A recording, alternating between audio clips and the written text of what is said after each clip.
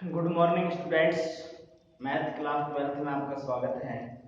यहाँ अपन सारणिक का अध्ययन कर रहे थे। अब अपन 4.2 में पढ़ेंगे पहले सारणिकों के गुणधर्म कि सारणिकों के क्या क्या गुणधर्म होते हैं, जिसमें पढ़ेंगे अपने सारणिकों के गुणधर्म।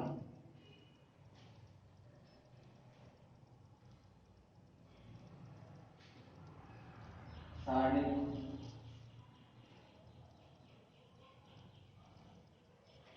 सारणिक के गुणधर्म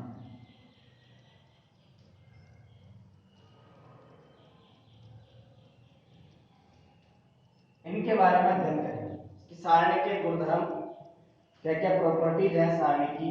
जिसमें पहला है कि पहला जो इसका नियम है वह है कि सारणिक में यदि किसी सारणी की समस्त पंक्तियों को स्तंभों में और समस्त स्तंभों को पंक्तियों में बदल दिया जाए तो सारणिक के मान में कोई परिवर्तन नहीं होता है। कोई भी सारणिक है, यदि उसकी पंक्तियों को स्तंभ में बदल दें और स्तंभों को पंक्तियों में बदल दें, सभी स्तंभों को, तो उसमें अपने मान पर कोई प्रभाव नहीं पड़ेगा, सारणिक के मान पर कोई प्रभाव नहीं पड़ेगा। तो देखिए यहाँ पर अपन पहला है यदि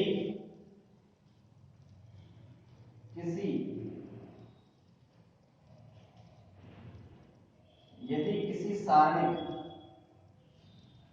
के सभी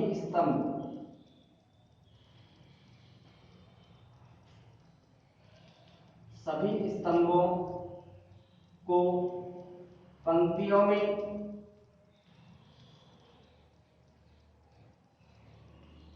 और सभी पंक्तियों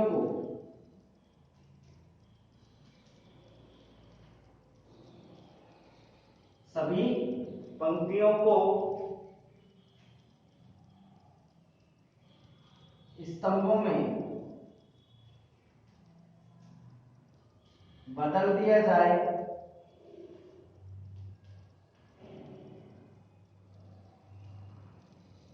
जावे तो सारणिक के मान में कोई परिवर्तन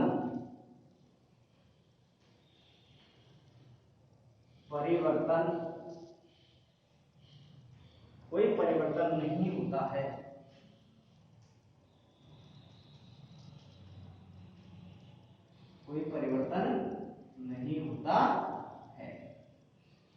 सारणी के मान में कोई परिवर्तन नहीं आएगा यदि पंक्तियों को स्तंभ में और स्तंभों को पंक्ति में बदल दिया जाए। आप इसके लिए कोई भी सारणी का एग्जांपल लेकर के और इसको अपन सिद्ध कर सकते हैं ये बात सही है या गलत है। तो अपन थोड़ी देर के लिए एग्जांपल ले रहे हैं। अपन ने कोई सारणिक ले लिया। सारणिक में कोई भी अपन मान ले सकते हैं, 1 2 3 2 है या 4 है, कोई भी मान अपन ले लिया, ये सारणिक लिया है। इस सारणिक का अपन मान निकालना चाहते हैं तो दो कोटि के सारणिक का मान कैसे निकालेंगे। तो इसका जो मान आएगा वो आएगा आपके सारणिक डेल बराबर इसको 1 गुणा 4 माइनस 3 गुणा 2, तो क्या प्राप्त होगा, 4 एकम 4 और 3 दूनी 6, तो घटाएंगे तो कितना आएगा -7। ये आपके सारणिक का मान आ गया। अब इस सारणिक में अपन पंक्तियों को स्तंभों में और स्तंभों को पंक्तियों में बदलेंगे। तो लिखेंगे सारणिक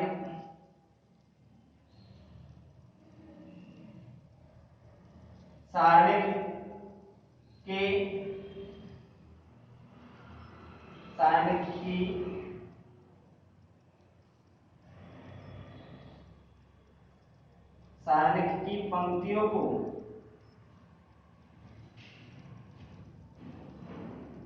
स्तंभों में व स्तंभों को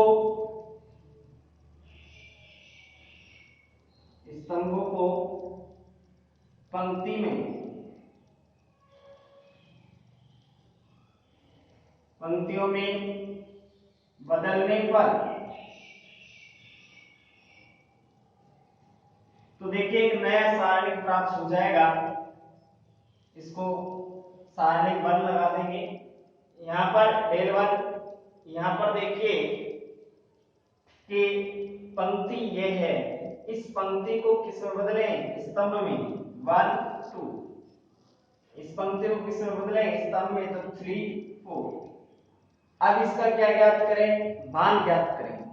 तो सारणिक का मान ज्ञात करना आप जानते हैं। तो सारणिक A1 का जब मान ज्ञात करेंगे तो इसको इससे क्या करेंगे? गुणा 1 गुणा 4 माइनस इसको इससे गुणा करेंगे तो क्या आएगा? 3 गुणा 2 तो क्या आएगा? 4 माइनस 6 बराबर -2।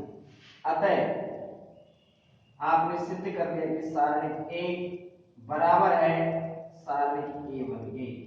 तो आपका जो सारणिक था उसके सभी पंक्तियों को स्तंभों में बदला और स्तंभों को पंक्तियों में बदला, फिर सारणिक का मान ज्ञात किया तो आपका समान प्राप्त हुआ है, बराबर प्राप्त हुआ है।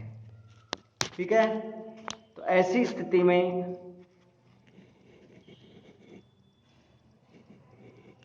सारणिक का जो मान है वह आपका समान प्राप्त होता है। ठीक है, इस तरीके से ज्ञात करेंगे। अगला जो नियम है फिर देखिए सेकंड नियम क्या है? ये अपन ने पहला नियम लिखा और पहले नियम को सिद्ध किया।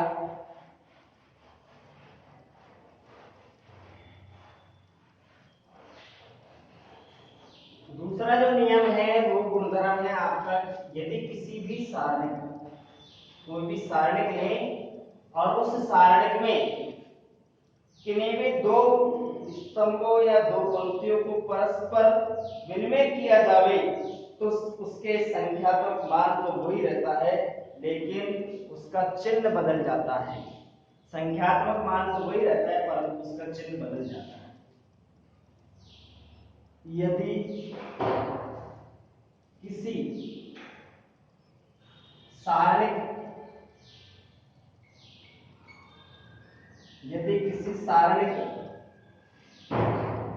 में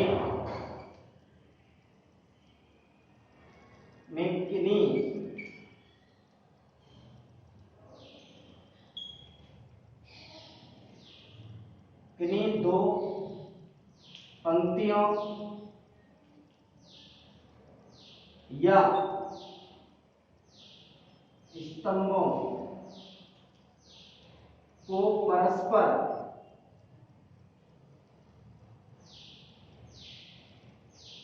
परस्पर विनिमय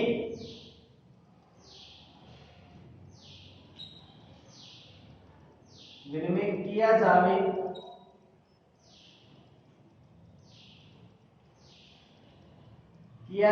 तो उनका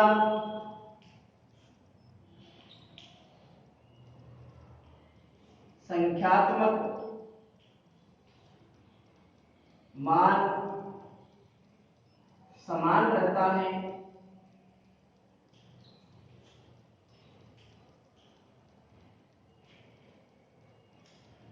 संख्यात्मक मान समान रहता है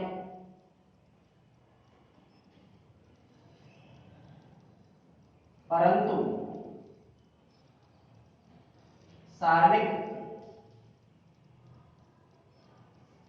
के मान का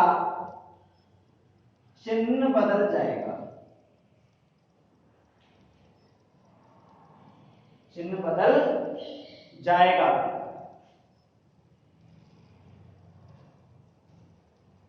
देखिए आपके नियम समझ में आया होगा कि यदि किसी सारणिक में किन्हीं 2 पंक्तियों या अथवा स्तंभों को परस्पर विनिमय किया जावे तो उनका संख्यात्मक मान समान रहता है। संख्यात्मक मान क्या रहता है? समान रहता है, परंतु सारणिक का मान जो आएगा उसका चिन्ह बदल जाएगा। यदि धनात्मक मान आ रहा है तो ऋणात्मक, और ऋणात्मक मान आ रहा है तो धनात्मक। इसके लिए अपन ने एग्जाम्पल लेकर के, कोई भी एग्जाम्पल अपने मन से लेकर के आप उसको सॉल्व कर सकते हैं और इसकी सारणी की जांच कर सकते हैं। अपन ने ये कोई सारणी लिया, इसमें अपन ने ले लिया कि cos theta sin theta minus sin theta cos theta, यह आपने कोई सारणिक लिया। इस सारणिक में अपन इस सारणिक का मान ज्ञात करें तो देखिए क्या आएगा।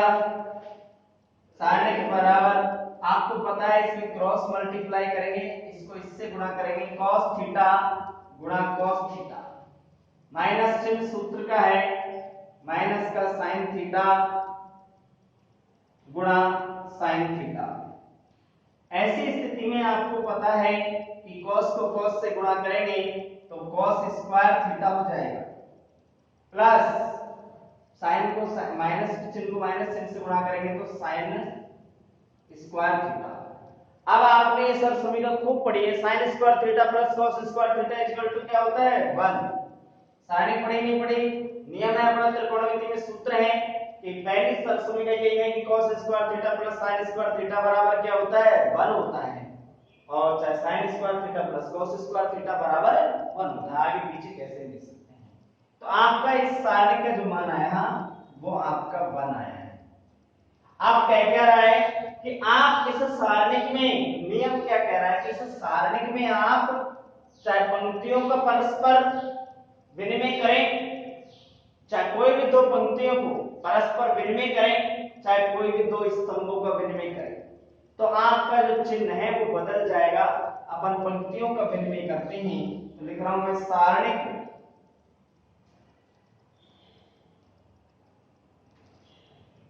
सारणिक में दोनों पंक्तियों का विनिमय करने पर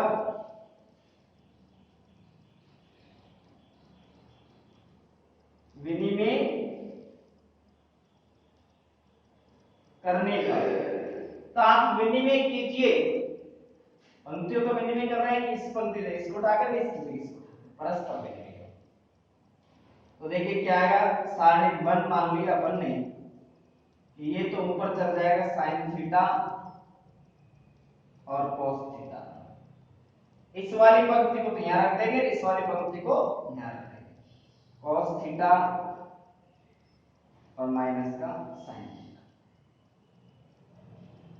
यह आपको पता है कि विनिमय किया है कि इस वाले को इस पंक्ति की जगह इस पंक्ति को इसकी जगह परस्पर विनिमय पंक्तियों का किया है। आप स्तंभों का भी विनिमय कर सकते हैं।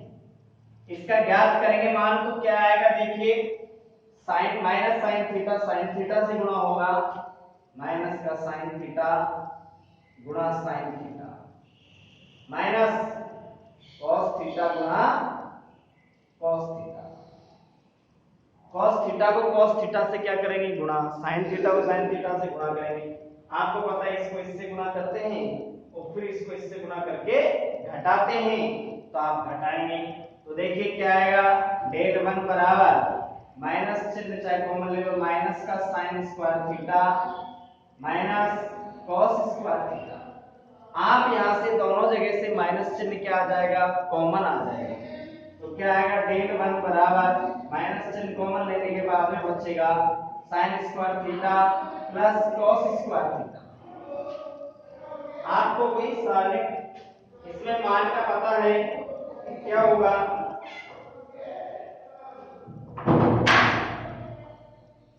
तो देखिए आपको पता है कि sin square theta plus cos square theta पहली समीकरण है त्रिकोणमिति की, तो इसका मान क्या हो जाएगा 1 और चिन्ह किसका है माइनस का है।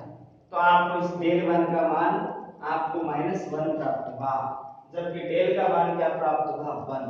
तो अंतर किसका आया, केवल चिन्ह का। संख्यात्मक मान वही है, यहाँ 1 है वह -1 है, चिन्ह का अंतर है। तो आप देखिए अतः डेल बराबर जब विनिमयकरण करेंगे, पंक्तियों का परस्पर विनिमय करें, कोई भी दो पंक्तियों का चाहे कोई भी दो स्तंभों का परस्पर अपन विनिमय करेंगे तो उसमें चिन्ह में अंतर आता है, संख्यात्मक मान वही रहता है। ठीक है, अगला जो अपना जो नियम है, तीसरा नियम पढ़ेंगे।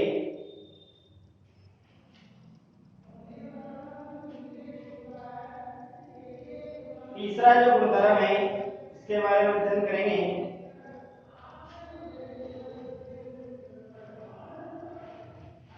तो ये अपने सारणी के नियम हैं जिसमें अपन सारणी को देख करके या फिर कोई सवाल हल करें तो उसमें अपन को पता है कि किसका परिवर्तन आएगा। ऐसी स्थिति में ये जो गुणधर्म है वो अपन आगे 4.2 में जब सवाल करेंगे, एग्जाम्पल करेंगे तो उसमें अपने नियम काम में आएंगे। पंक्तियों का परस्पर विनिमय करेंगे, स्तंभों का परस्पर विनिमय करेंगे, बदलेंगे, गुणा करेंगे, संख्यात्मक मान से गुणा करेंगे। ये सब चीज अपन यहाँ पर जो नियम पढ़ रहे हैं वो नियम काम में आएंगे।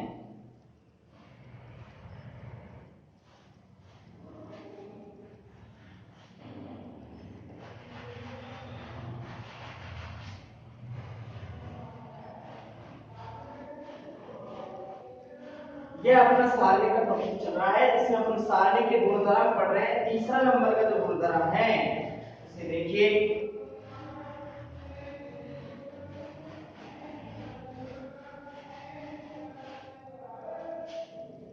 तीसरा नंबर का गुणधर्म है कि यदि किसी सारणी में कोई भी दो स्तंभ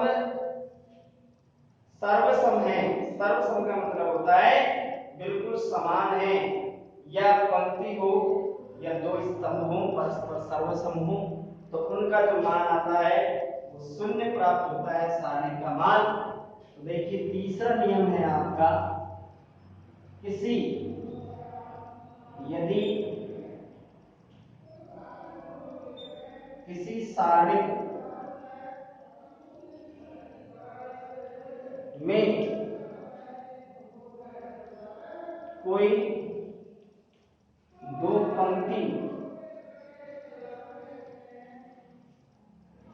पंक्तियां या कोई दो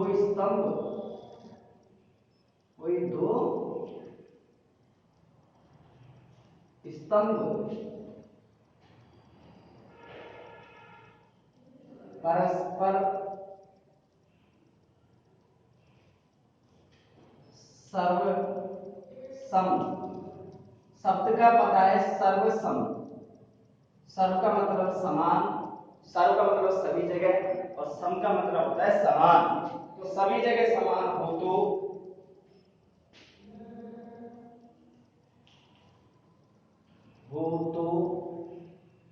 सारणिक का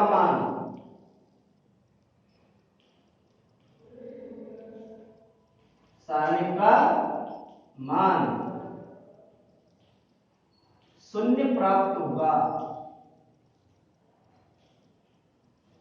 तो आप सवाल जब करेंगे तो कोई भी सारणिक है, यदि उसमें दो स्तंभ परस्पर समान हो जाएं या दो पंक्ति परस्पर समान हो जाएं तो उसको हल करेंगे तो उसका मान अपना शून्य प्राप्त होगा। इसके लिए आप कोई भी एग्जाम्पल लेकर के और समझ सकते हैं। कोई भी एग्जाम्पल अपन अपनी तरफ से लिख सकते हैं या कोई भी संख्या वाला ले लो, चाहे ABCD वाला ले लो, किसी भी प्रकार का एग्जाम्पल अपन स्वयं लेकर के उसको हल कर सकते हैं, जिससे बाद में अपन सीधे मान लिख देंगे।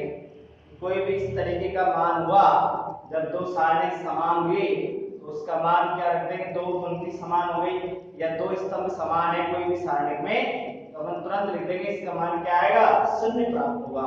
तो आप खुद भी इसका कोई एग्जाम्पल ले सकते हैं। अपन कोई एग्जाम्पल ले रहे हैं कि ABC, आप यहाँ पर ABCD से कोई संख्या ले सकते हैं, कोई दिक्कत नहीं है। आप ABCD लीजिए चाहे कोई संख्या लीजिए, उससे कोई फर्क नहीं पड़ेगा। आपके मन से कोई भी संख्या आप ले सकते हैं। ठीक है, ये आपका सारणिक है। इस सारणिक में आपको पता है दोनों पंक्तियां परस्पर समान है। ऐसी स्थिति में चाहे दोनों स्तंभ भी परस्पर समान हो सकते हैं, आप इस सारणिक का मान ज्ञात करोगे तो इसका मान क्या प्राप्त होगा? शून्य प्राप्त होगा। देखिए, आप किसी भी तरीके से ज्ञात कर सकते हैं। एक समरूप सा दूसरा जो नियम है इसके साइड में लिख करके उससे भी कर सकते हैं। जो अपन ने दो नियम पढ़े थे सारणिक का मान ज्ञात करने का, चाहे अपन जो लेते आ रहे हैं उपयोग में उसी से करें।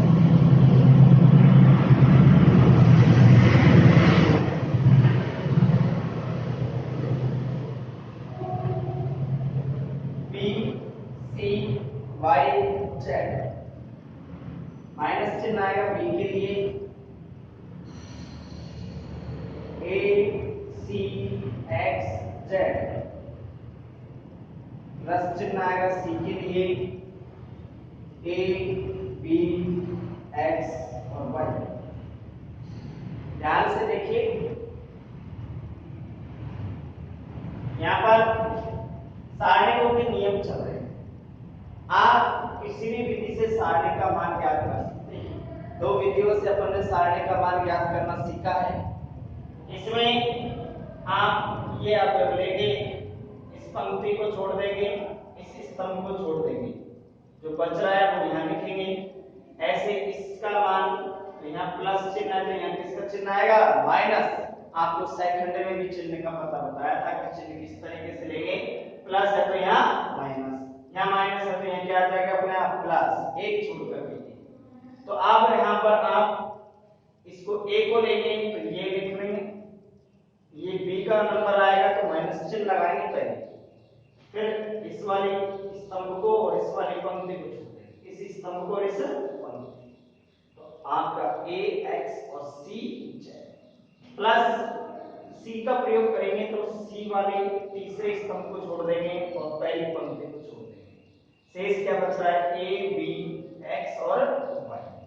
इसको कैलकुलेशन करेंगे अपन तो क्या आएगा? a तो यहाँ है ही, इसमें इसको इससे गुणा करें bz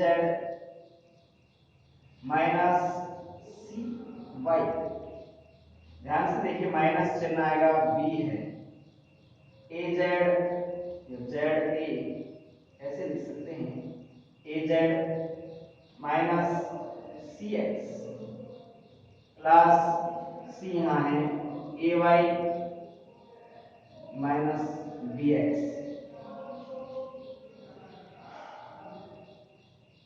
यहाँ पर देखिए, इसको इससे गुणा करेंगे तो a b z, इसको इससे गुणा करेंगे माइनस a c y, इसको इससे गुणा करेंगे तो क्या आएगा? माइनस का a b z, इसको इससे गुणा करेंगे माइनस माइनस प्लस तो b c x। फिर देखिए यहाँ इसको इससे गुणा करेंगे तो क्या आएगा? a c y। फिर देखिए इसको इससे गुणा करेंगे तो माइनस का b c x। तो ध्यान से देखिए, a b z माइनस का कट जाएगा, a c y माइनस का है ये प्लस का कट जाएगा, b c x b c x, शेष क्या बचेगा? शून्य। तो आपको पता है, यदि कोई भी सारणिक आ जाए, अपन कैलकुलेशन करें इस तरीके से, वहां सवालों को जब हल करेंगे तो ये अपनी कोशिश रहेगी कि कोई भी सारणिक के दो मान, दो पंक्ति, चाहे दो स्तंभ आपस में समान हो जाए। उसके लिए अपन आपस में उनको जोड़े, घटाएं या कोई भी संख्या कॉमन लें या परस्पर घटाएं। तो अपनी कोशिश ये रहेगी कि कैसे जैसे दो स्तंभ या दो पंक्ति आपस में समान हो जाए तो आपका सारणी का मान क्या हो जाएगा? शून्य प्राप्त होगा। तो ऐसा अपन सवालों में हल करेंगे, तब प्रयास करेंगे। ये अपना नियम है, काम में आएगा, उपयोग में आएगा। तो ये अपने समझ में आना चाहिए कि कोई भी दो पंक्ति यदि समान हो गई या कोई भी दो स्तंभ समान होते तो उस सारणी का मान शून्य प्राप्त होता है। ये आपका तीसरा नियम है। आपके नियम समझ में आ गए हो? समझ में आना चाहिए, हर चीज समझने के लिए दी हुई है आपको। जब तक अपने समझ में नहीं आएगा तो अपन उसको पढ़ेंगे।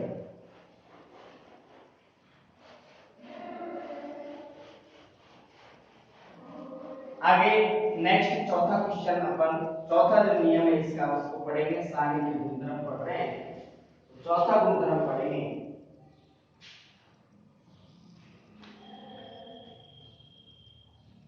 चौथा गुणधर्म है, यदि किसी सारणी में एक पंक्ति या एक स्तंभ में किसी के सभी अवयवों को एक अशून्य संख्या से गुणा कर दिया जाए तो प्राप्त सारणी का मान मूल सारणी के मान का तथा संख्या के गुणनफल के क्या होता है, बराबर प्राप्त होता है।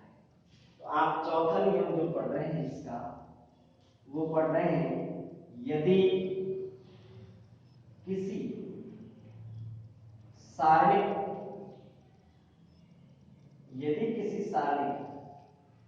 की एक पंक्ति,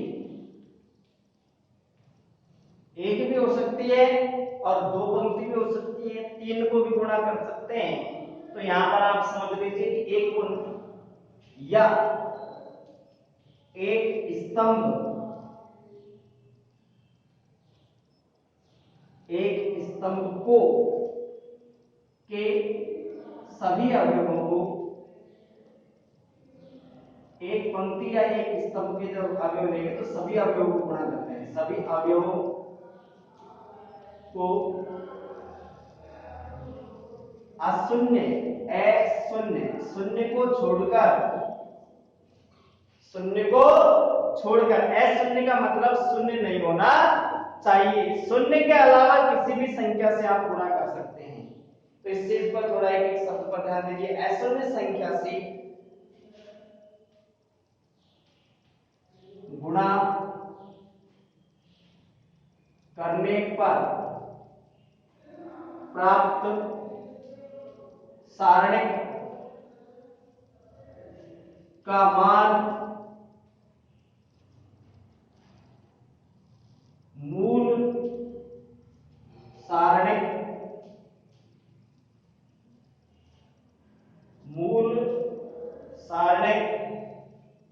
के मान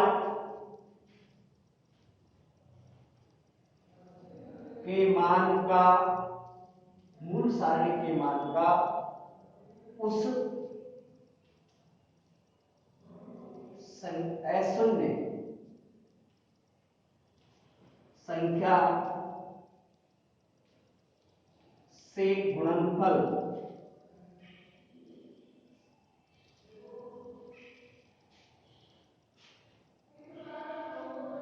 संख्या के गुणनफल के बराबर होता है, संख्या उस अशून्य संख्या के गुणनफल के बराबर होता है।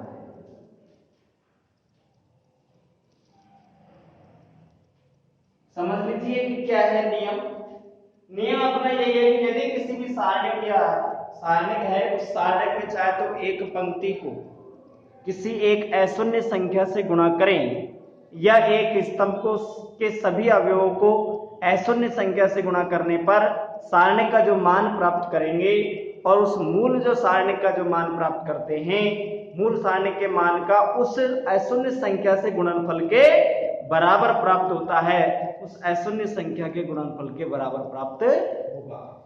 तो ध्यान से देखिए, थोड़ा सा स्पीड लेते हैं अपन।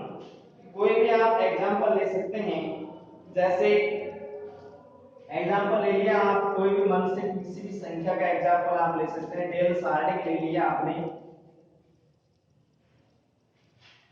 2 0 1, ये कोई सारणिक ले अपन इस तरीके से 3 2 1 और 2 0 0, ये आपने सारणिक ले लिया। इस सारणिक का मान ज्ञात कीजिए। आप किसी भी पंक्ति या स्तंभ के सापेक्ष प्रसार कर सकते हैं। तो मैं लिख रहा हूं यहां पर तृतीय पंक्ति के सापेक्ष, तृतीय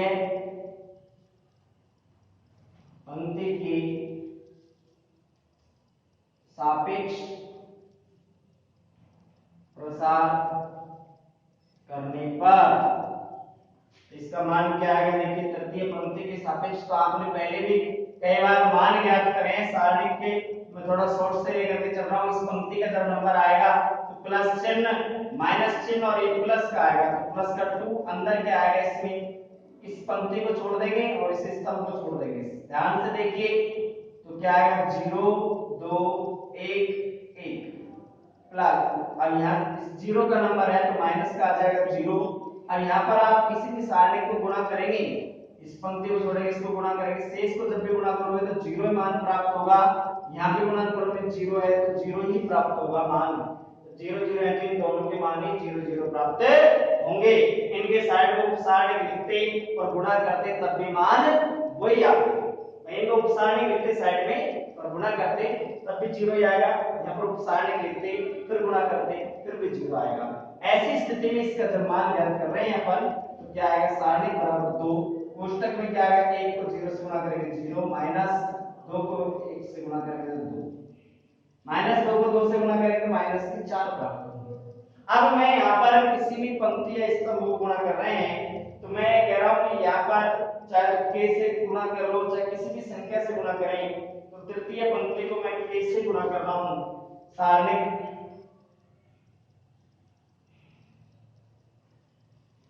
सारणिक की पंक्ति को k से गुणा करने पर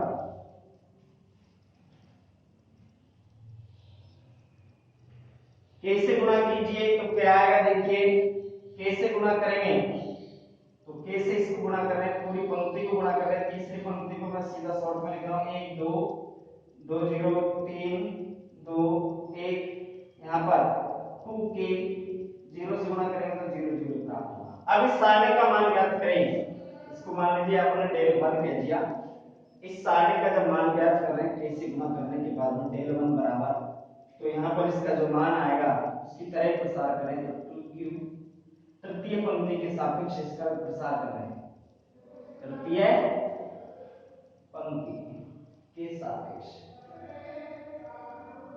प्रसार कर रहे हैं।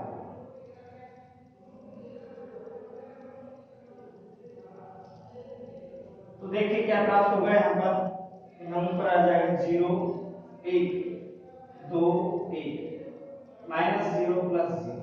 यहाँ पर शेष जो मान है क्योंकि दोनों मान 0 0 है तो शेष मान भी 0 0 प्राप्त होंगे। इसकी कैलकुलेशन कीजिए, 2k कोष्टक में आ जाएगा इसको से 0 माइनस 2, इसको गुणा करेंगे तो माइनस के 4k ये प्राप्त होगा। तो आपको पता है कि यहाँ डेल 1 बराबर माइनस के 4k, इसमें और इसको देखिए इसका मान आया माइनस 4, यहाँ पर भी डेल 1 का मान माइनस 4 गुणा k प्राप्त हुआ है। आपको पता है कि यहाँ अंतर किसका है, जो इस संख्या